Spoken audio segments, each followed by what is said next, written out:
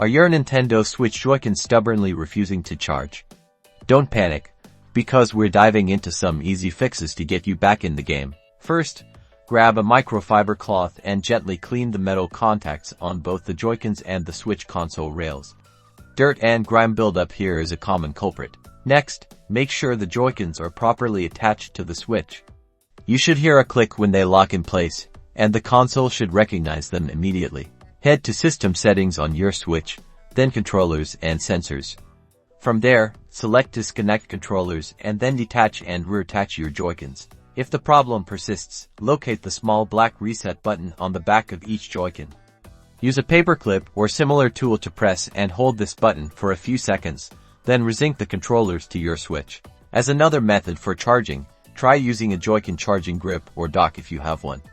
This can help isolate whether the issue is with the Switch console itself or the individual Joy-Cons. Lastly, ensure your Nintendo Switch console is properly charging.